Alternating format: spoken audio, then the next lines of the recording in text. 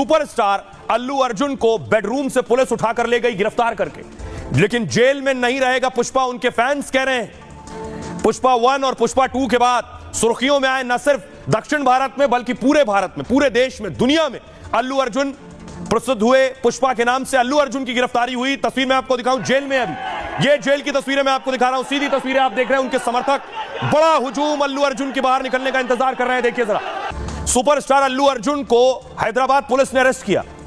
अल्लू अर्जुन ने गिरफ्तारी के तरीके पर कड़ा एतराज जताया। पुलिस ने नाश्ता तक नहीं करने दिया, कपड़े भी नहीं बदलने दिए। पुलिस पर बेडरूम से गिरफ्तार करने का आरोप लगाया। पुलिस ने अल्लू को हैदराबाद की निचली अदालत में पेश किया। उन पर बीएनएस की धारा 105 गैर इरादतन हत्या का केस दर्ज था।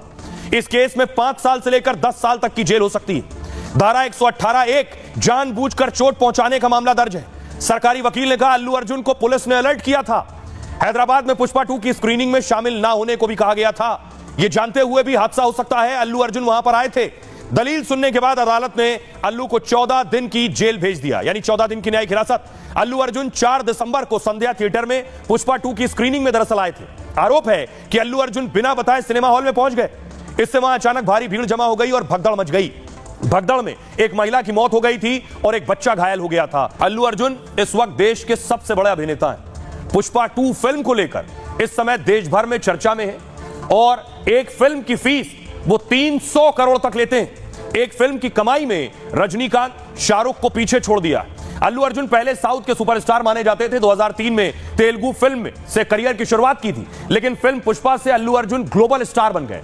कोरोना के बीच आई फिल्म में अल्लू ने सफलता के सारे झंडे गाड़े और साउथ के सुपरस्टार ने राष्ट्रीय पुरस्कार तक जीत लिया। हिंदी से लेकर दक्षिण तक में उनके करोड़ों फैंस हैं। अकेले इंस्टाग्राम पर 2.5 करोड़ फॉलोअर्स हैं उनके। रिपोर्ट के मुताबिक वो 500 करोड़ की संपत्ति के मालिक हैं, जबकि उनके पूरे परिवार की संपत्ति 6000 करोड़ रुपए। हैदराबाद में 100 करोड़ के आलीशान घर में रहते हैं। अल्लू अर्जुन एक्टिंग के अलावा प्रोडक्शन हाउस भी चलाते हैं और उनके नाम कई मल्टीप्लेक्स और रेस्टोरेंट भी हैं। अल्लू अर्जुन महंगी और लग्जरी कारों के शौकीन हैं। उनके पास रोल्स रॉयस, जगुआर और हमर जैसी गाड़ियां हैं, लेकिन वो सादगी और फैन से जुड़े रहने में यकीन करते हैं।